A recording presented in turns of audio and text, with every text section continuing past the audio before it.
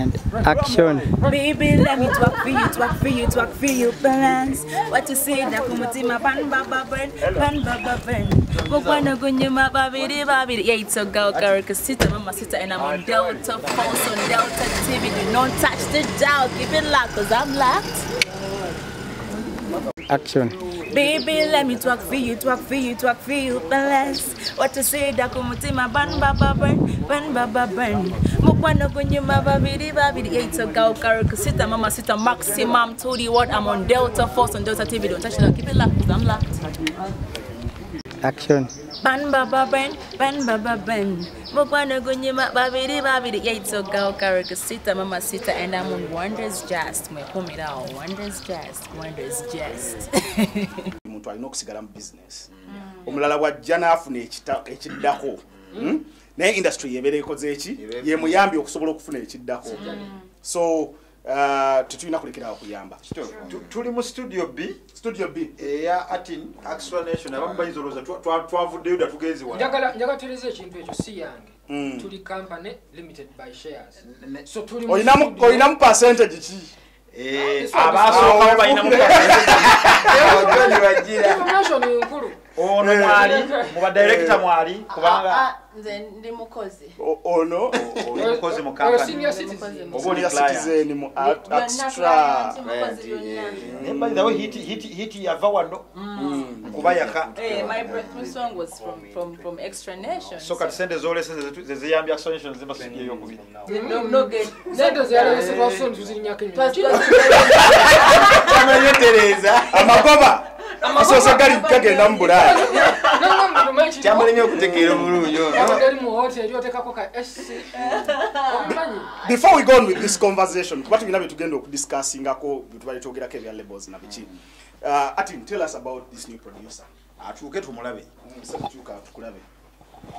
Jangu saidi wano sebo. Ombulire ku producer ono. Ono. Bamuyita Don Junior. Mwana mutalina mu konsonyi. Omulabe era naye ero zimala. Tebannamuonoona. Zimala zigwamu. Olabe ezo zaggwamu. Ayinanye Karole Kasita bwe yekanga. Yamanyira bakola. Kati zigenda kuggwamu. Bakolaganye mu ngeri. Zigenda kuggwamu. Kyayinza okugamba bambi. I mean, nga bwe nsose ne nkugamba nti kizibu okolagana n'omuntu ebiseera ebisinga noga nti nze yamumaking n'oluvannyuma ogamba nze yakola ati gwengaana omuntu yennyini aba alina ekirooto kye nga jasso mwekwatako kulaba nga akola ki atuuka samu.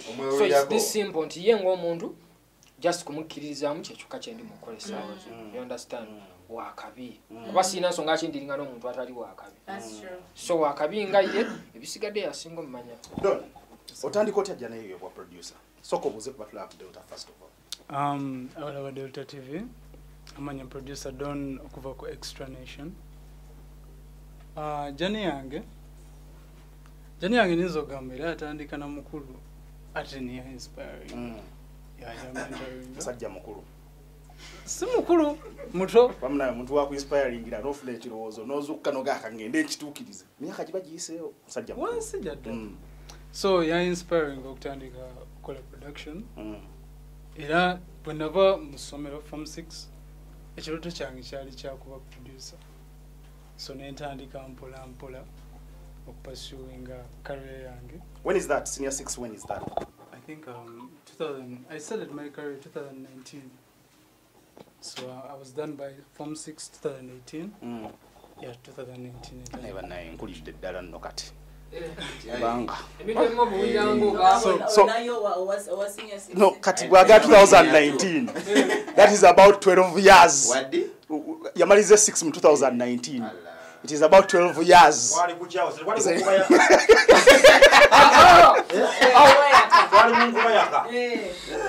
So, Don, Sawa ya lero, how does Atin accept you and what projects are you working on for now? How does Atin, out of all the young producers, how do you make it to Extra Nation?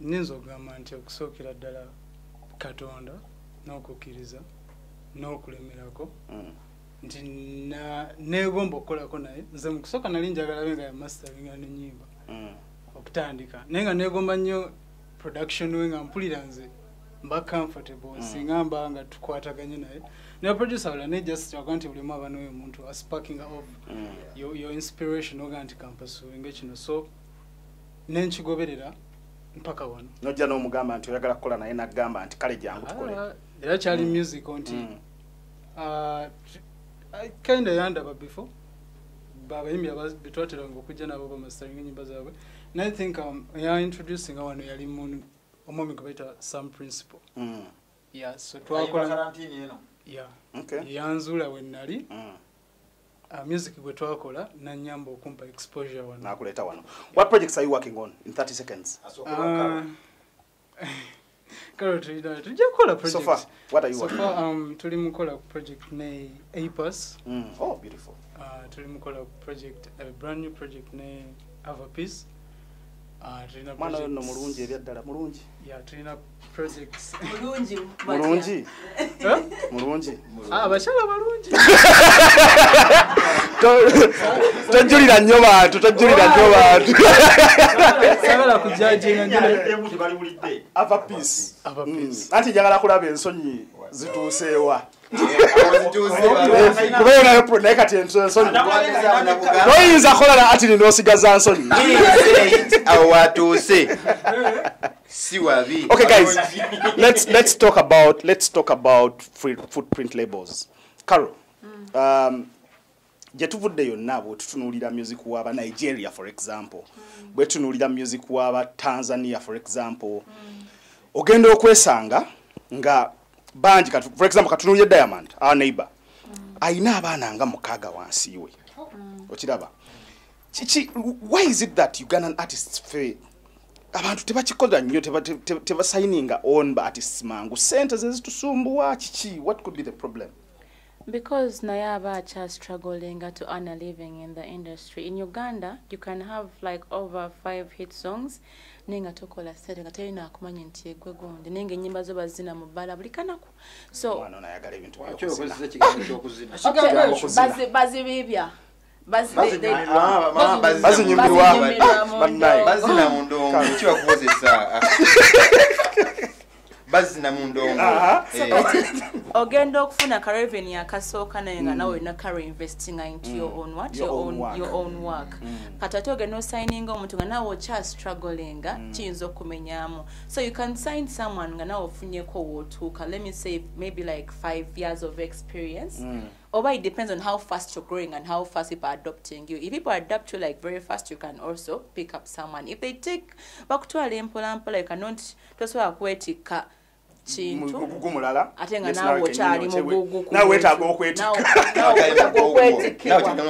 yes, so it's not that easy in our country. It's not, but we shall tujachiga. Karole mulimu n'abakimakings already nga tumanyi nti baamanyi nga badde baamanyi for over 10 years. Niyabulwayo n'omwana omugwayamba nga ne basayininga tabakolera nnyo waliwo yasayininga abayimbi aba naye kubona talina ali musalama road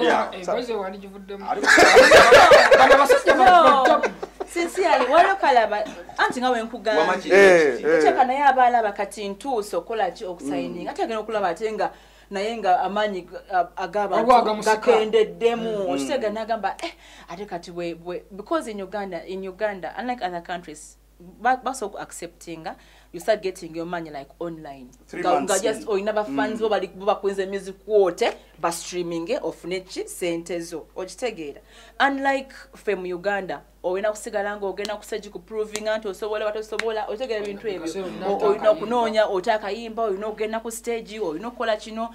Unlike in other countries, wukasitoka kuba noyitako kati osigaza ba fan base ngedi awo nti nkulinze online yatadde let me download yatadde kanzijeyo ka streaming yatadde kati mu Uganda nakusigala ngo cha struggle. Talking about streaming because it seems bali just sente zibasobola okuinvestinga. Do you think the cost of data what data nti MBs na biki za affecting numbers zafe za abantu ba streaming music wa ku YouTube platforms endala? Actually not. Actually not. Because omanyi kwenayegera kwenategera mbo we have a problem. We just need to sensitize our fans and educate them about this streaming thing. A person can go and download your full video from YouTube. So embeziba nyingi. A full video, your video na je ku YouTube number na sindikira omuntu ku WhatsApp. naye naji downloadinga naye najongerayo ku WhatsApp so nga wagira wali ku YouTube wajjo balemise kuba ku Tidal for example najja kema ku Tidal it's almost the same MBs again expanding and no even less ku WhatsApp less so less I MBs. think what we have is Uganda we create structures and policies and we leave them hanging and we do not educate people. We don't sensitize people, we just leave them to have online music. Whose job is it? Whose job is it to sensitize? I think it's the media. No. That's number one. It's okay, it's okay. Let's hear from her. The media should come first. Because media is spreading a word faster than anyone else. Me cannot I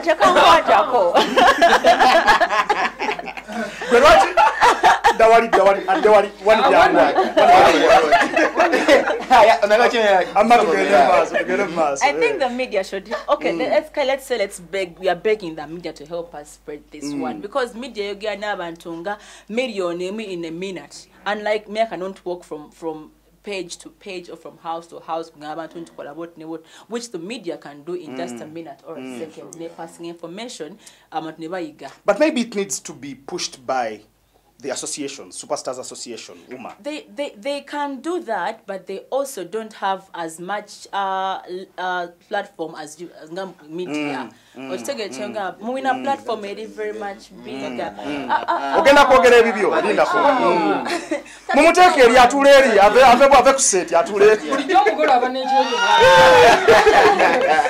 are running out of time. It could be the associations, yes, but the media should also help the associations to make that happen.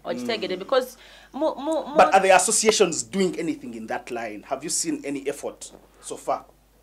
They are trying because we've had meetings with. You are the bread and the butter.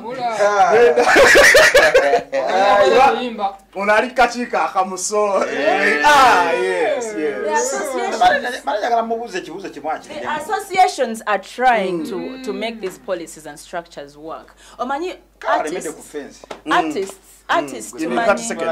Artists, we have this thing of always laying back and not minding about what the industry is doing. Yes. No one go vuga chintu cho. Now we need to learn to work together to first put these policies and structures in place. Yes. Now we're working on valuation. Now we're working on how to sensitize about online and streaming and all that. If we come together and we join voices plus the media and get to people can learn these things. I think the associations should lead that because media needs someone to lead it.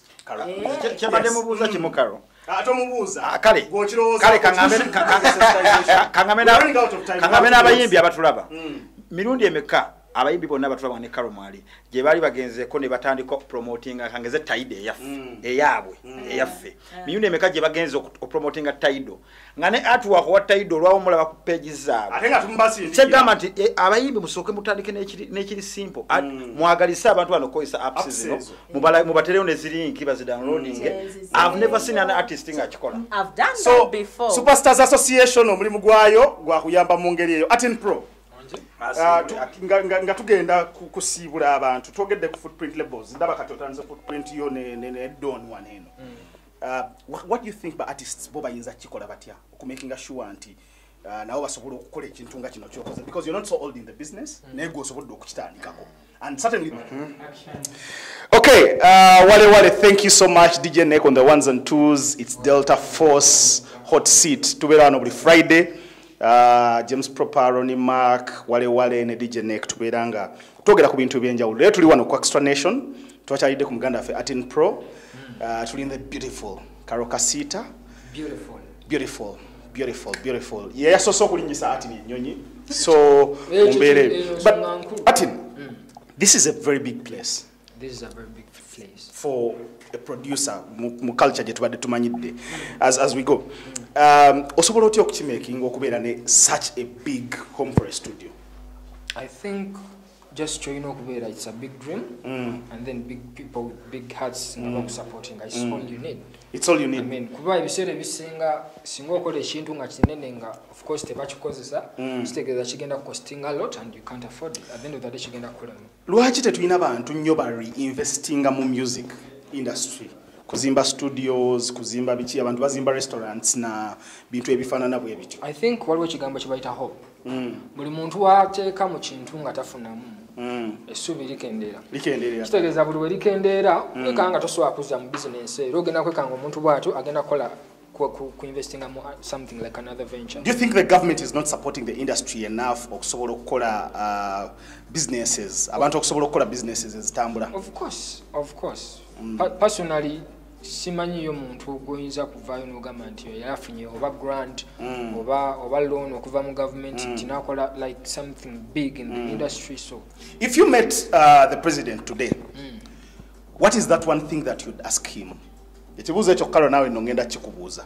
If you met the president today, what is that one thing ky'oyinza omugamba ekisobola okubenefitinga industry? One thing that he can do for us. Realizing nti waliwo kye bayita intellectual property for now. Nti essaawa zino ebintu bya simanya omwana agenze n'atabula eddagala simanya akoze biki bintu by'amaanyi.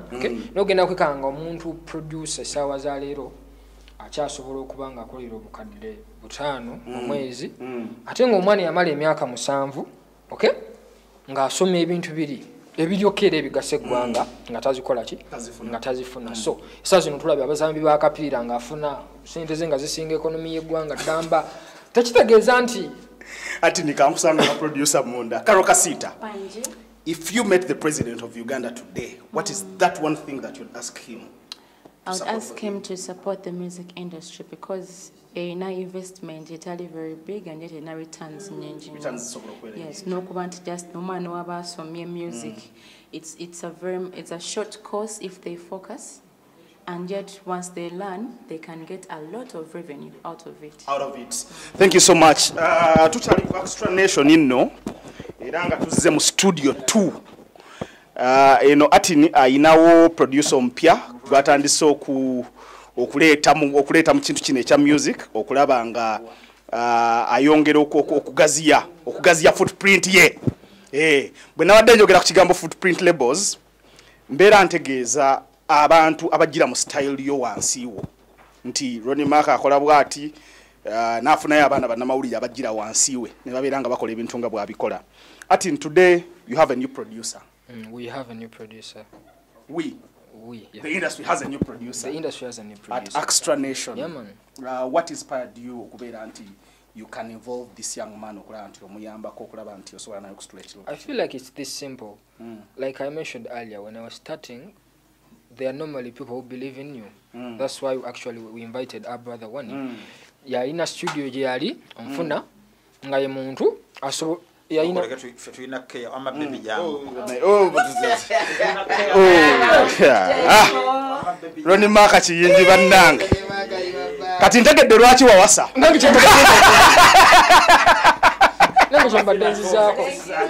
kyembadde nzizaako nti olaba omuntu Wani, okay?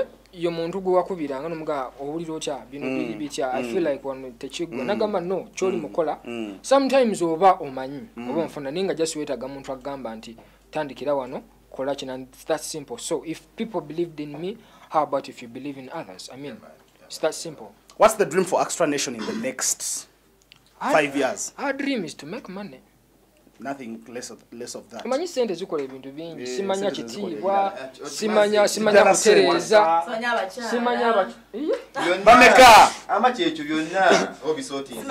Our dream is to maximize profits. But then there was a sole aim ya business you know. That is our dream. What a cent. One production. What is the dream for Mastermind? Byebyo byayogedde. Nothing less. Kakati kirala. Kakati industry wetudde leero yeetaaga okwongera okusituka nekyakola tekinolano kyakoze ono kimala industry nayo kikyetaaga. Then eriyo sikuwulira bulungi gwe jangu wano. Ani igwe nzire wano njagala Doni bamulabe bulungi. Sebo oteekateeka sebo wotandikira. Njagala Doni akolere Karole oluyimba. Kati ono naye asembere wano we bamulabira. Wakidoni mu bando kyatunyonnyola ali kugamba like olaba ati nkyakeza kutola nakola nafunayo omwana tino kati ntaddeyo omwana wati That is how our industry has to be. I've seen 2 boys at your studio. Yeah. In fact, so people wakwana zikati mbaina banji. Mbaina banji bentaddewo kwanza. One writer gwe najjewo nangamba gwe ya mu making yampa oluyimba. Obachoze biteki. Gwe awabi omwana katacha awandika. Oli mulala yamusigala mujjayo. Aina writer gwe yampa. Atone yasigudani. Aliwa. Ono ni maka. Ayino omuntu gwe yawabya. Yasigula omuntu okuva ewono. Naye wano ono naye amakinga abantu. Ne producer gwe ya making oba yagenda na bulaya kati. Zayonike. Oli yali anoba yagenda. Zenwe partner wange. Yali ndozo bondize nantu bangi. Kali takyakola production naye yali w'amaanyi. Naye namusanga wono. Era wakwate basiima. One day nsubira oli omwana ajja kusiima dala. One day nali njogerako ne Misa Semakula. Nangamba nti olaba muganda wange. Abantu bano tuba tubaleese. Not necessarily